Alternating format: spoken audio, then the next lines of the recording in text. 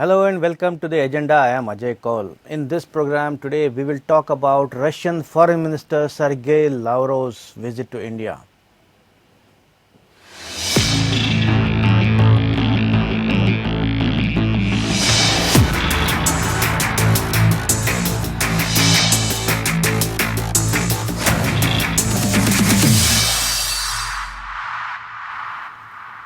Russian Foreign Minister Sergei Lavrov is arriving here tonight for a brief visit during which the two sides will review preparations for the delayed India-Russia summit. The talks between Lavrov and External Affairs Minister S. Jaishankar tomorrow are expected to cover regional and international issues too. However, significantly from New Delhi, the Russian Foreign Minister will be travelling to Pakistan. This is not in accordance with the tradition of Indo-Russian ties and thus an issue of discomfort for India. So is Russia trying to hyphenate India and Pakistan? Is Russia drifting away from India? We will try to analyze such questions in the agenda today. We have with us retired diplomat Ambassador Deepak Vora and retired Major General Ashwani Kumar Sivaj. But before we begin our conversation, have a look at this small report. India and Russia will have an opportunity to discuss important aspects of bilateral relations and regional situation when foreign ministers of the two countries, S. Jaishankar and Sergei Lavrov, hold talks tomorrow.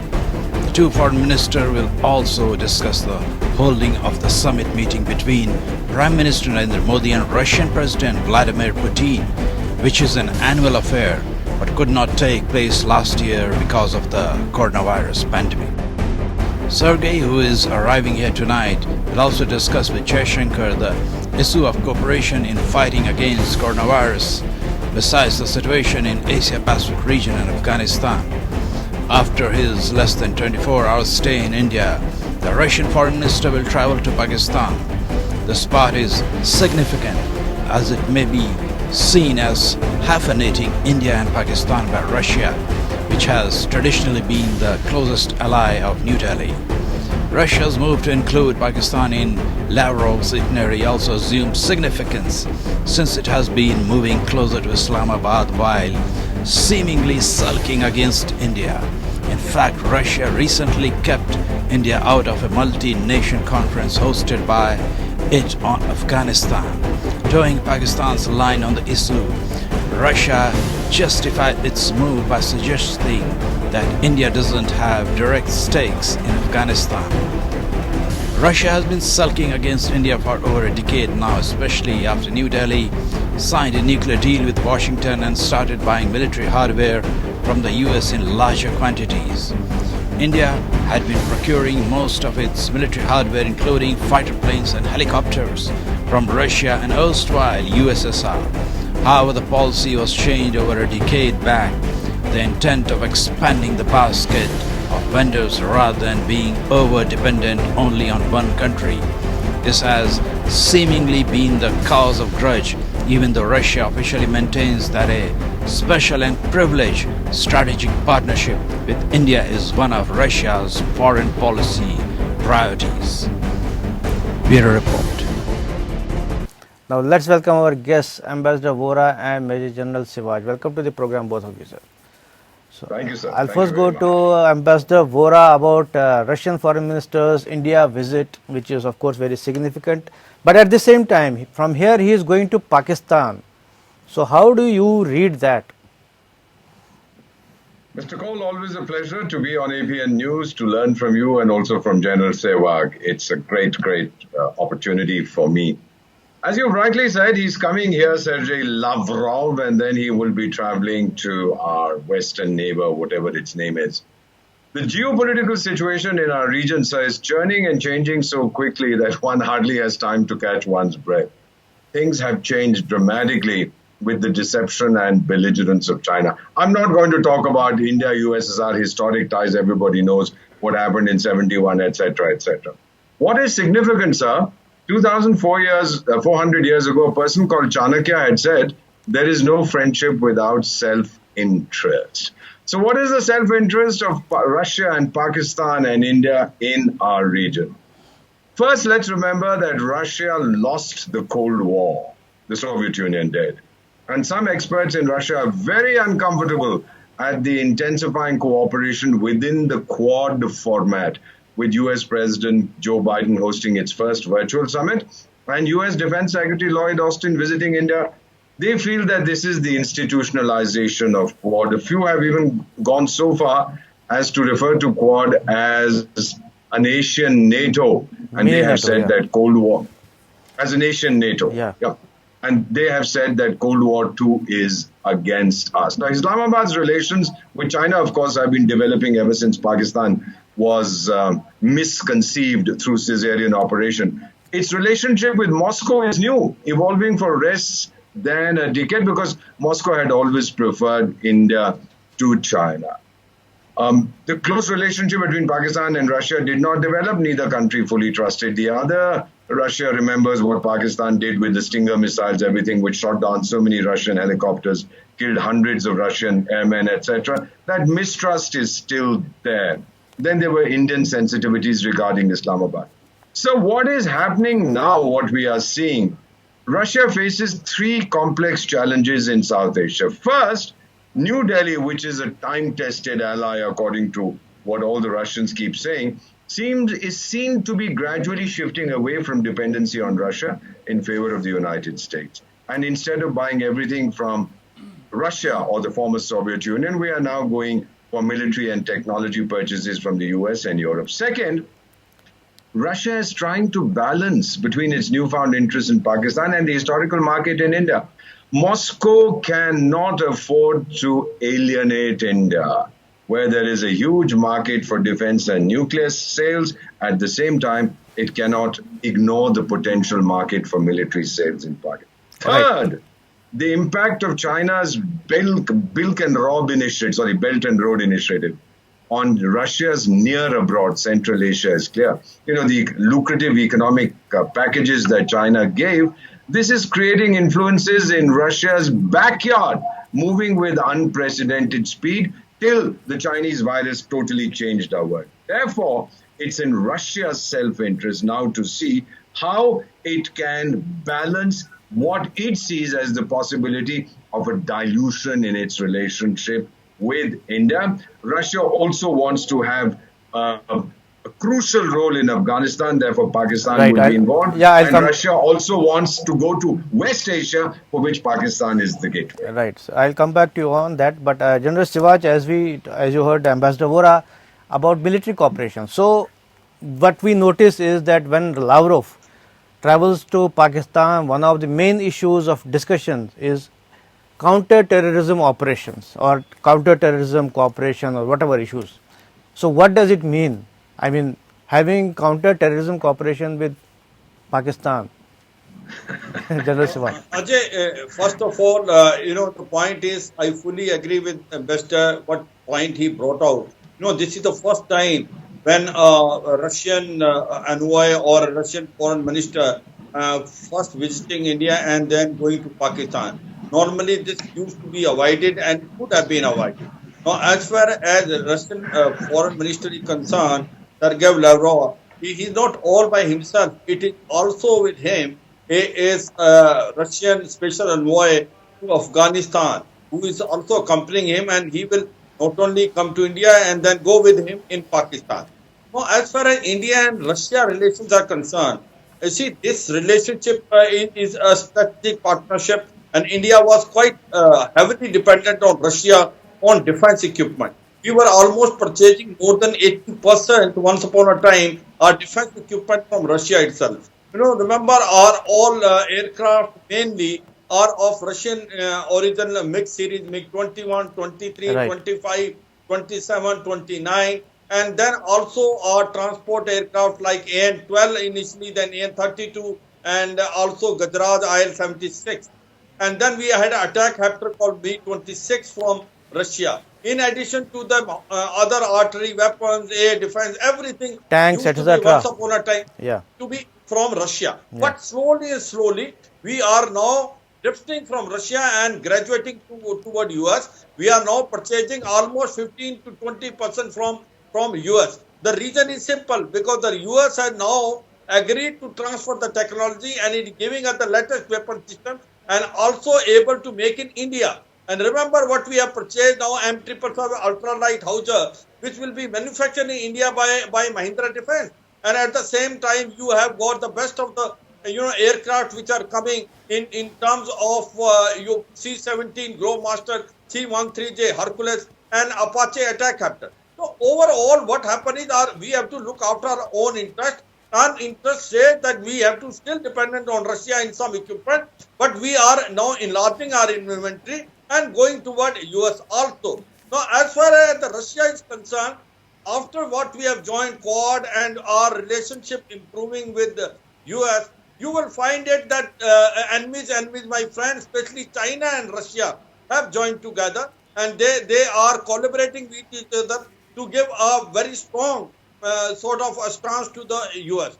And now what is emerging, it is not only Russia, China, but also include Iran and Pakistan. And Pakistan is fitting in because Pakistan holds the key to Afghanistan. And therefore, Russia wants its say in Afghanistan and it wants to go to Pakistan. And therefore, its own interest is there in Afghanistan and also in Pakistan. So the whole equation is changing. But also, Russia knows the ground reality that in case they need a market for their defense equipment, India still is a very important player. And therefore, he will not try to antagonize India, but at the same time trying to balance it out. And this we have to be very, very careful. Remember what is happening, the exercise which are taking, not only between Russia and Pakistan, it includes even China. And at one point of time, you must also understand, when the talks were going on regarding Afghanistan, it was Russia which had tried to persuade others that India should not be part of it. So this is also very strange. So that overall, what it looks is, the situation in international forums are very fluid. The things are changing. The Quad has become a ground reality. And Russia is also very, jittery as far as the Quad is concerned. It said NATO, which is Asian NATO. It also said this is a forum against basically China. So we have to be also very careful. We have to understand the international realities of today and we have to guard it. For us, equally important, Russia and US. We need US because we have a strategic partnership, and today we need Russia because we still have got 70 to 60% of our military inventory from Russia. So Ambassador Vor, I come to you. So what I gather is from the remarks made by both of you is like Russia is kind of drifting away from India, or maybe using the Pakistan card against India, or maybe, what do you say that? I would be very hesitant to say anything like that. If the Russians have any bit of sense, and Sergei Lavrov is an extremely experienced foreign minister, he's been around since before I was born, and he's considered very highly in international circles. If there is even the slightest possibility of anything emerging between Pakistan, China and Russia, Moscow knows it would have lost India forever. Now let me give one example, Ambassador Bora. So why I am saying that Russia is drifting away and going towards Pakistan is the recent example when multinational talks were hosted by Russia on Afghanistan. It deliberately kept India out, which is like towing the Pakistan line. So it has been our traditional ally, but keeping India out. So that is a big signal what I see. What do you say? I would say, sir, that was probably in deference to what China and Pakistan wanted. Because at the cost of India, a traditional ally. This is an imperfect world, sir. Let me put it to you. Let me remind you, and General Saab knows this. There was a chap called Felix Schwarzenberg, who was the foreign minister of Austria in the middle 19th century. And Russia helped the Austrians put down Hungarian revolt. And then people asked Felix Schwarzenberg, now Austria will be very grateful to Russia for itself, the Russian Empire at that time. And he responded, Austria will surprise the world the extent of its ingratitude. So if anybody expects the relationships to be based on what was done in the past, or we are very grateful for this, we are very thankful for this. No, sir, it doesn't work in our real hard, difficult world of 2021. Pakistan's eternal self-interest, that you know, is anything and everything that can weaken India, sees India as an existential threat, terrified of India's closeness to the world's greatest military and economic power, which is the United States. So I'm not going to go into Russia-Pakistan relations. We've already referred to that, how, during the time of the Afghan issue, how these Stinger missiles and all that thing was going on. Yeah. And Moscow does not trust Pakistan. Why they are going in now is exactly what you said, because Afghanistan is a major consideration. The second thing is the Quad. Russia is concerned about the Quad. It is so is China. I personally don't believe that the Quad will become a military alliance in the immediate future. Each of the countries in the Quad has a very complex relationship with China that they will attempt to manage on their own terms. They recognize the importance of collaboration among themselves to maintain a rules-based order, but not ready just yet to sign up to a military alliance.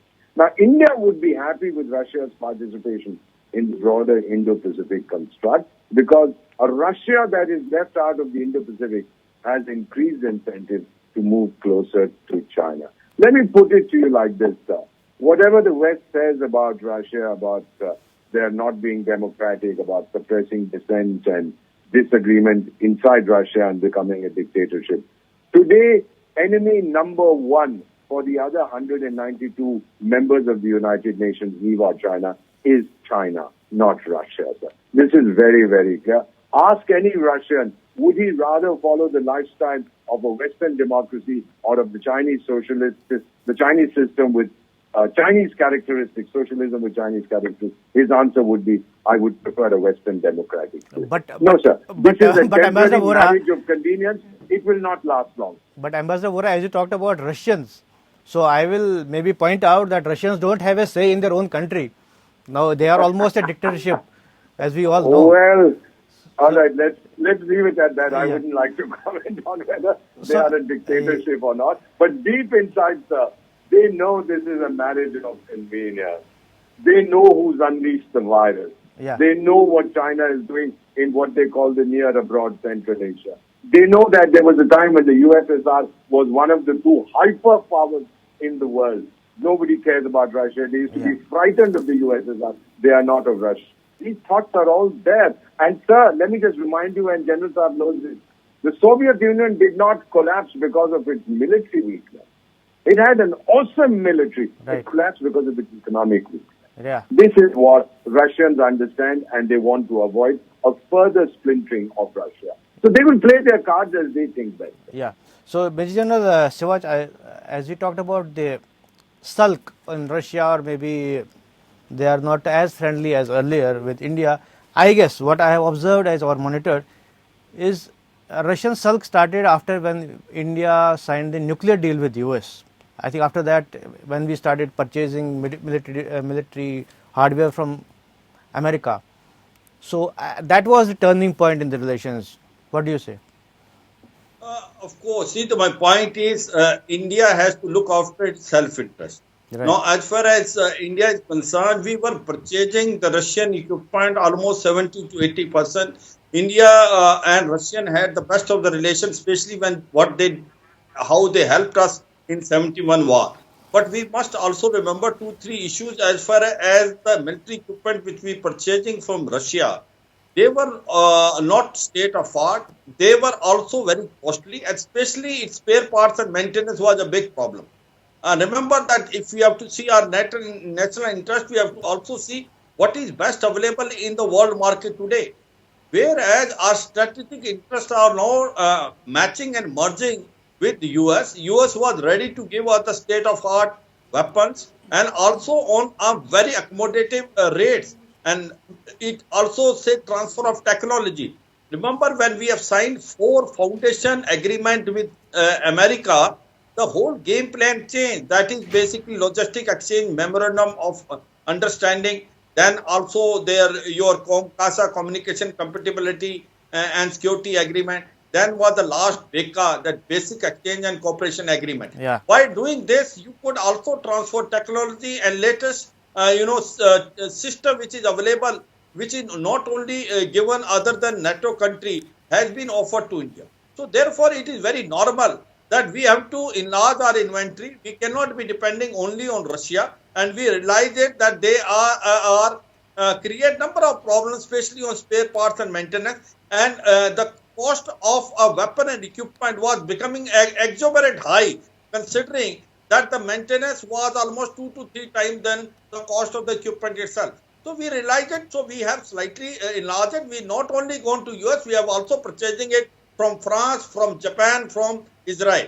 So if General, if General, Russia as you is talked that about, way, it's not. so But what is there? Yeah. S-400. Remember that India had purchasing S-400 state-of-art, that is called TRIMF, the air defense system. only decided, Now, the only point decided yet. This is the you can say a game changer. We have told US that you should not put CARSA, the Countering America Adversary through Sanction Act, because we have purchasing this S-400 for our national interest. At the same time, we were sort of having a negotiation with Russia much before the CARSA was introduced.